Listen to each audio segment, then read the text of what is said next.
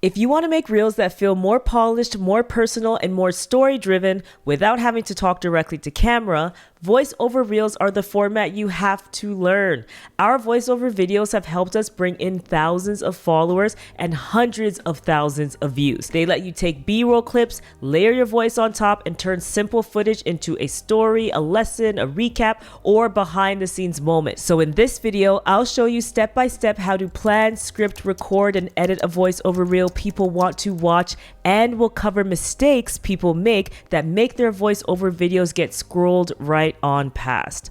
Let's dive in. This is part 3 in our Create with Confidence series. So far, we've talked about how to create talking head reels and B-roll reels, and I'll link that playlist in the description if you want to catch up. Now, we're getting into voiceover reels. So what is a voiceover reel? If you spend any time on apps like Instagram, TikTok, or YouTube Shorts, you already know this format well. It's someone talking over a scene or a series of scenes. Essentially, you're using your voice as narration over B-roll instead of talking to camera. So you might be explaining a process, sharing a lesson, telling a story, recapping an event, or adding context to something your audience is seeing. And this format is so powerful because it gives you the best of both worlds. You get the visual interest of B-roll, but you also get the connection, context, and personality of someone's voice. So if talking directly to camera feels like a lot, maybe you're shy, maybe you don't have time to get ready for camera, that can be a lot of work, or maybe you just want another way to show up,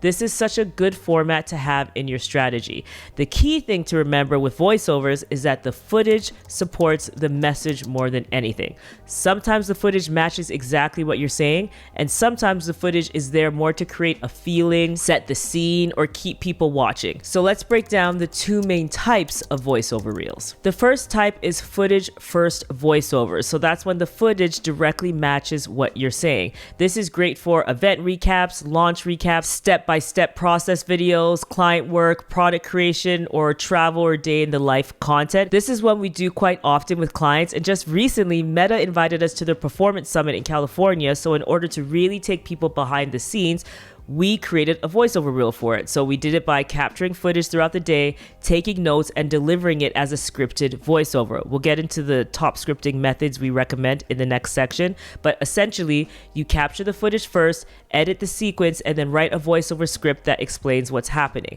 So for example, if you're recapping an event, that footage might show arriving at the venue, setting up and packing up if you're part of the event, so if it's your event or event you're working at, speaking or hosting, panels, presentations, activations, meeting people, and then your voiceover tells the story of what happened and why it mattered. I'll leave a link to our performance summit reel we did in partnership with Meta so you can really check out what that style looks like. The second type of voiceover reel is message first voiceovers. So this is when the message is the focus and the footage is there to support the story and help with retention.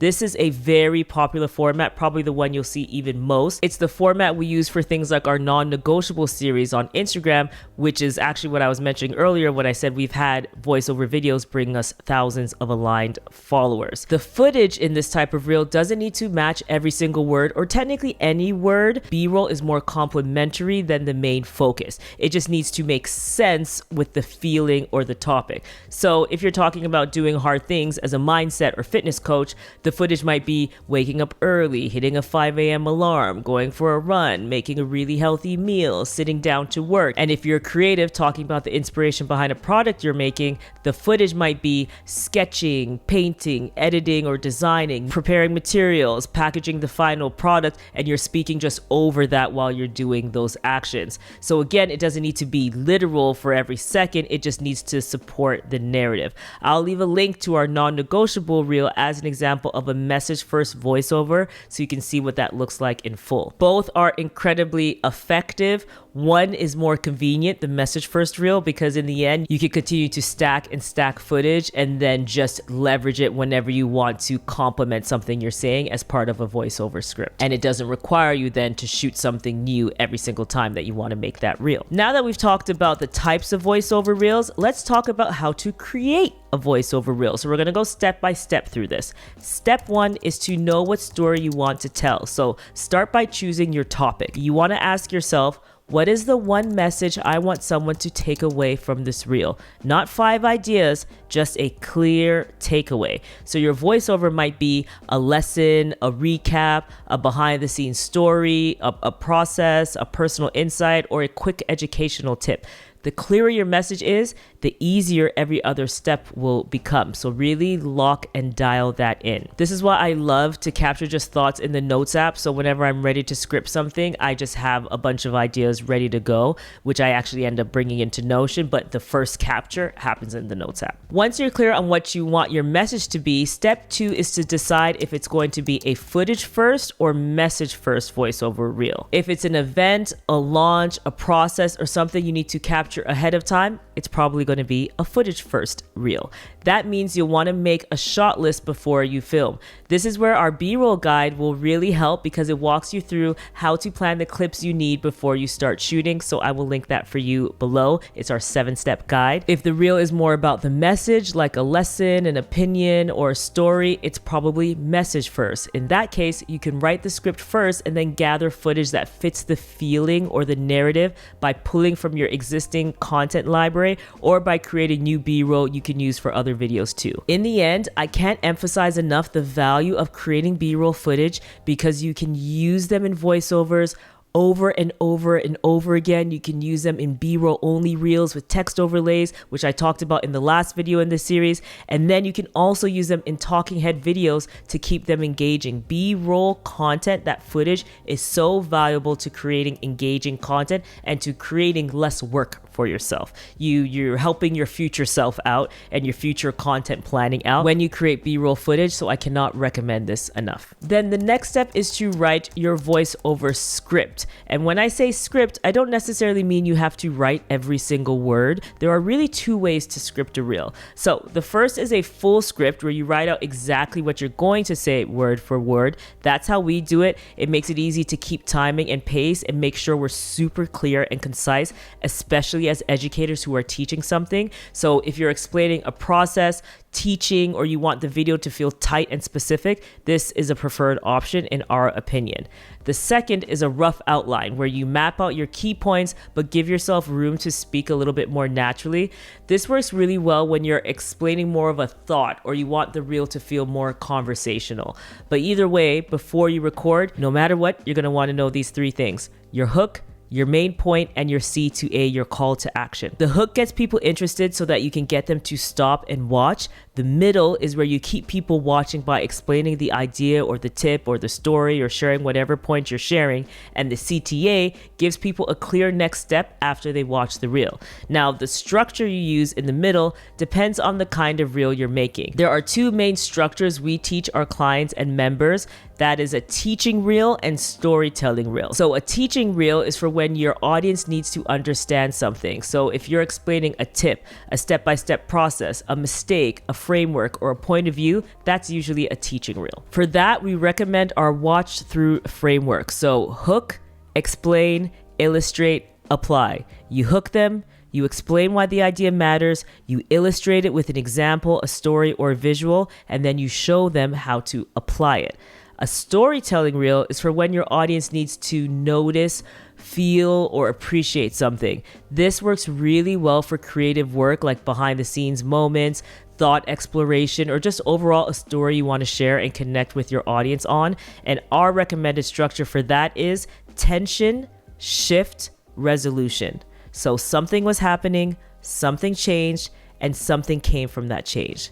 That's what gives the story movement. We go so much deeper into this inside our Reel Scripting 101 training in the membership side of our channel. So I will link that below because it walks through how to write stronger hooks, how to build the middle of your reel so people keep watching, when to use a full script versus a rough outline, and how to choose between teaching and storytelling structures based on the job of the reel. Also, when you join our membership, you immediately get access to over 30 plus deep dive trainings to help you create content and grow your business online, like our hooks and CTA deep dives as well. So many goods inside the membership. So again, I'm going to link that all for you below. Overall, choose one idea, decide if you're teaching or telling a story, write your hook, middle, and CTA, and keep the whole thing focused on one clear takeaway. Now, once your script is ready, the next step is to record your voiceover. So, equipment-wise, these are intended to feel super organic, so don't get too caught up in having the best microphone. You can use a professional mic, a lapel mic from a brand like DJI, that's what we have, or even like a more reasonably cost one from Amazon, or you could just use your phone. A lot of the time, I record mine in the Voice Memos app on my iPhone, and that way you can save it directly to your files folder for uploading or transfer it directly to your computer. You can also record directly inside your editing app for most editing apps, which I have done, but I like Voice Memos because it's simple and easy to keep organized. A few quick things to keep in mind though when recording. You want to record in a quiet space. You want to stay close to your phone or mic, not too close that you let it blow out, but close enough. And avoid rooms with a lot of echoes. That's why carpets, books, all those things are our best friends. And smile a little while you record. I know it sounds weird to say, but when you're smiling or really putting forth that emotion, you can feel it, right? Like your voice sounds warmer. And if you mess up, don't stress, just pause and start the line again because you can clean it up later. Speaking of cleaning up, the next step is to clean up your audio. I personally love editing the audio in Descript because Descript transcribes your voiceover into text so you can literally read it and delete anything you don't want. You can also use your AI tools to remove your retakes, reduce long pauses in between, and clean up the audio quality, but literally Descript lets you edit video and audio like a document, so it's so simple, and this means the audio is perfect by the time you get it into the editing app, which is so convenient. And once your voiceover is cleaned up, you can export it so it's ready to be brought into the video editing app you're using, which for this video will be Edit. Also, just know that this step is optional. Like you can skip this step and just edit audio as you go along inside the editing app. I just think having the audio cleaned up first makes things so much simpler when editing the final reel because your audio is like locked and ready to go. The next step is to then gather the clips you want to use. So I recommend keeping them in a dedicated folder or album on your phone so they're easy to find. If your reel is footage first, use the clips you planned and captured. If it's message first, choose clips that match the tone or theme of what you're saying that you should already have nicely organized in a B-roll folder. If you don't, definitely download our guide because we have a whole section around organizing your clips that makes making content like this so much easier. And again, the footage doesn't need to match every single word like we discussed earlier. It just needs to support the story that you're telling. Then the next step is to import everything, so your footage and your audio, into your editing app. For this tutorial, we're using the Edits app. I'll say my personal preference though is Final Cut Pro, but for this series, I want to keep things accessible so anyone can use it, and Edits is available to everybody and it's easily on mobile. So we're going to import our clips into there. Once you import your clips, put them in the sequential order or in general in order that makes sense for your voiceover. Then in Edits, add your voiceover audio by tapping Import Audio and pulling it in from your files. You're then going to add it to your timeline. Once your audio and your footage are in your timeline, then you're going to trim your clips to fit the voiceover. This is where the edit starts to really come together. You want the clips to match the pacing of your voice. So a nice touch often is just to switch the clips as you introduce new points. So if you're saying a list of items, for example, like you work all day, you go home, it's time to edit, like you're saying something in an order, you could use 3 clips and switch at every point, for example. This will depend though on the vibe of your reel. You may be speaking slower and let your clip extend based on the tone you want to give. I will say though that we found the more clips in our reel, the higher the performance, because the pacing just keeps people engaging because the scene keeps switching. Once you're happy with the pacing of the clips to your voice and you've watched it in full for the first time, the next step is to add music underneath the voiceover. You're gonna keep it low though. The music should not be like competing with your voice. It should be adding to the mood. If people can't hear what you're saying clearly, they're going to leave and it'll be annoying as a watch. So we usually have this under 5% audio and typically around 3%, I'll say. Then you're going to add captions. Captions are really important because a lot of people watch without sound, and it's one of the largest mistakes that we see in terms of costing people views on the reels, because if someone is not in a place where they can up the volume, they'll scroll by your reel, which will hurt your reach in the algorithm because it will tell the algorithm that your content is not interesting. Also, make sure the captions are easy to read and not covering anything important that you'd want to show up on screen. Then you're going to watch it back again, because we like to watch our reels back several times. Like I do, probably like 3 or 4 times, but say at least twice. And if you're happy with it, then you are good to go. You just want to ask yourself a few questions. Can I hear the voice clearly? Do the clips match the pace? Does the first line hook me? That's big. Does anything feel too slow? Is the takeaway clear? If anything feels off, it usually just needs maybe to trim it down a little bit more and make small adjustments. Now let's talk about a few common mistakes we see that we recommend you avoid. It's costing you views. Mistake number 1, trying to say too much with no concise through line. Keep your reel to one clear point. You don't need to cover everything and anything in one video. You will have many opportunities to share everything you think is important to share with your audience. So keep it tight. The next is using stock footage. The goal with these reels is to feel connected to your audience and give them more insight into your world. Using stock footage will absolutely kill that and turn it into a generic commercial. So film your own footage. The next mistake is using random footage entirely. So your footage doesn't need to be perfect, literally, like we said, it doesn't need to be perfectly literal, but it should still make sense with the message. So if I'm talking about nutrition, footage of me in a grocery store would make more sense than footage of me hanging frames in my house or changing a light bulb, for example, right? The next mistake would be no clear hook. The first line really matters. Even with beautiful footage, people still need a reason to keep watching. If you need support with better hooks, we have a training and a guide with over 50 hook prompts for you that I'll also link below. Do not sleep on your hook. It is so important. And then the next mistake, I have to say it one more time, is no captions. Just in case you skipped over somewhere and you fast forwarded to this part, you need to have captions on your reels or you risk multiple people scrolling by and not watching, which means it'll hurt your reach opportunity with new audience, because that scroll past is a negative signal in the algorithm. So make sure you have captions so people can watch your video. And maybe your favorite creators don't have captions on there, but that's because they're already your favorite creator. So you're going to hit audio because you know them and you want to watch them. But we're trying to make sure you have new audiences who don't know you, who end up in your world. Now, once your voiceover reel is edited, you are ready to schedule or post it with your caption and cover. Congratulations to you.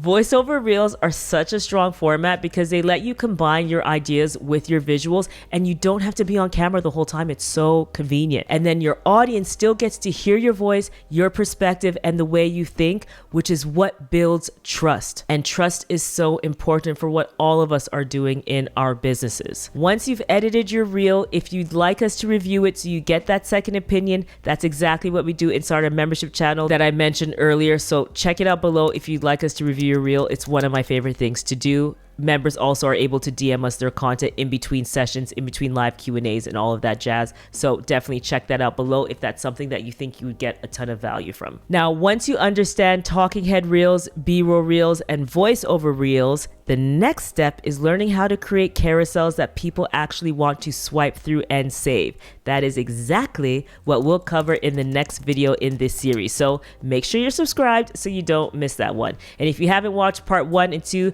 go back and watch the B-roll reels tutorial, because having a library of footage, again, makes voiceover reels so much easier. And talking head videos are still such a fantastic way to connect, like I'm connecting with you right now in this talking head video. So definitely check that out if you haven't too. Thank you so much for watching, and I will see you in the next one. Bye.